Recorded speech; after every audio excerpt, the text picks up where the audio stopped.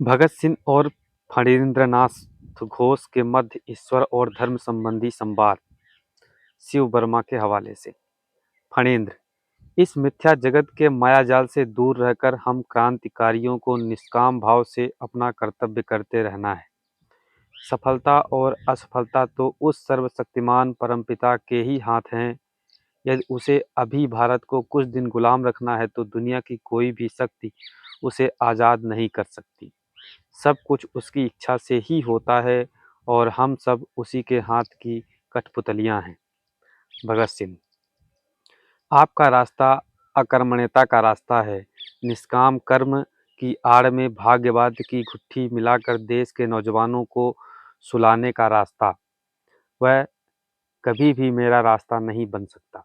जो लोग इस जगत को मिथ्या समझते हैं, इस देश को, इसके रहने वालों की परछाई या माया जाल बताते हैं, वे कभी दुनिया की भलाई या देश की आज़ादी के लिए ईमानदारी से नहीं लड़ सकते। जो मिथ्या है, परछाई है, उसके लिए संघर्ष कैसा। मैं इस जगत को मिथ्या नहीं मानता। मेरा देश न परछाई है, न माया जाल, वह एक जीवित वास्तविकता है, हसीन हकीकत है और उसे मैं प्यार करता हूँ। मेरे लिए इस धरती को छोड़कर न कोई दूसरी दुनिया है, न स्वर्ग। यह सही है कि आज थोड़े से व्यक्तियों ने अपने स्वार्थ में इस धरती को नर्क बना डाला है, लेकिन इतने से ही इसे मिथ्या घोषित कर भागने से काम नहीं चलेगा। शोषकों तथा दूसरों को गुलाम रखने वालों को समाप्त कर हमें इसी पवित्र भूमि पर फिर से स्वर्ग की स्थापना करनी पड़ेगी। आगे और आप सर्वशक्तिमान ईश्वर की बात करते हैं। मैं पूछता हूँ, सर्वशक्तिमान होकर भी आपका भगवान अन्याय, अत्याचार, भूख, गरीबी, शोषण, समानता, दासता, महामारी, हिंसा और युद्ध आदि का अंत क्यों नहीं कर देता। इन सब को समाप्त करने की शक्ति रखकर भी यदि वह मानवता को इन अभिशापों से मुक्त नहीं करता तो निश्चय ही उसे अच्छा भगवान नहीं कहा जा सकता। अगर उसमें इन सब को समाप्त करने की शक्ति नहीं है तो वह सर्वशक्तिमान नहीं रहा। यदि यह वह सब कुछ खेल के तौर पर अपनी लीला दिखाने के लिए करता है, तब तो यही कहना पड़ेगा कि वह असहाय व्यक्तियों को तड़पा तड़पा कर मजा लेने वाली निर्दय क्रूर सत्ता है और उसका जनहित में जल्द से जल्द समाप्त हो जाना बेहतर है। मायावाद, भाग्यवाद, ईश्वरवाद आदि को मैं चंद सत्ताधारी शोषकों द्वारा जनसाधारण को बुलावे में डालने के लिए ईजाद की गई जहरीली घुट्टी से अधिक नहीं मानता। तो क्या आप धर्म और अधर्म में भेद नहीं करते? फणींद्र ने पूछा। आप धर्म की बात करते हैं, लेकिन उससे आपका अभिप्राय क्या है, इसे स्पष्ट क्यों नहीं करते?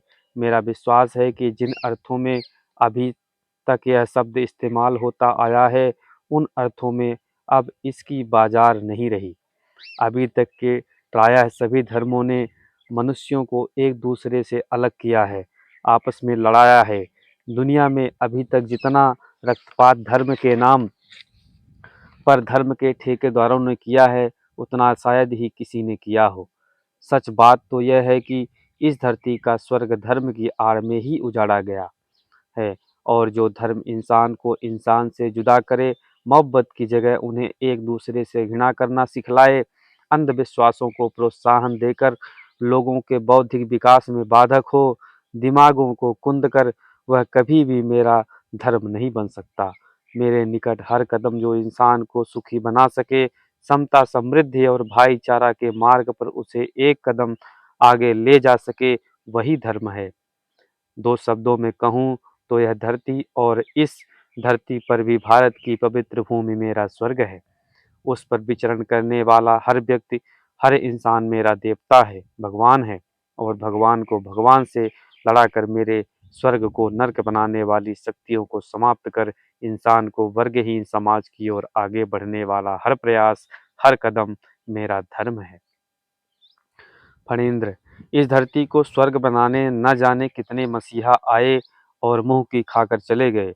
अब तुम आए हो, 100-2-4 दिन में तुम्हारे हौसलों का भी पता चल जाएगा।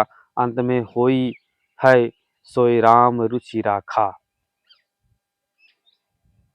भगत सिंह। फरीदा, हो सकता है मेरी जिंदगी 4 दिन की ही हो, लेकिन मेरे हौसले आखिरी सांस तक मेरा साथ नहीं छोड़ेंगे, इसका मुझे विश्वास है। और कल यदि मैं न भी रहा तो भी मेरे हौसले देश के हौसले बनकर साम्राज्यवादी शोषकों का अंत तक पीछा करते रहेंगे। मुझे अपने देश के भविष्य पर यकीन है। मैं विश्व की मानवता को करवट बदलते देख रहा हूँ। आप देख नहीं पा रहे हैं। मुझे मनुष्य के पराक्रम और बाहुबल पर विश्वास है, इसलिए मैं आशावादी हूँ। आप हर बात के लिए भगवान की ओर ताकते हैं, इसलिए आप भाग्यवादी हैं, निराशावादी हैं। भाग्यवाद कर्म से भागने का एक रास्ता है। निर्बल, कायर एवं पलायनवादी व्यक्तियों का अंतिम पनाह है। रही बात मसीहों की, सो अगर उन्होंने धरती को स्वर्ग बनाने की कोशिश की होती तो शायद दुनिया की वह तस्वीर न होती जो हम देख रहे हैं। मसीहाओं ने धरती के बजाय आकाश में स्वर्ग बनाया, इसलिए वे कारगर नहीं हो सके। आज का नया इंसान हवा में महल खड़े करना नहीं चाहता। उसने अपने स्वर्ग की बुनियाद इसी धरती की ठोस जमीन पर खोदनी शुरू कर दी है।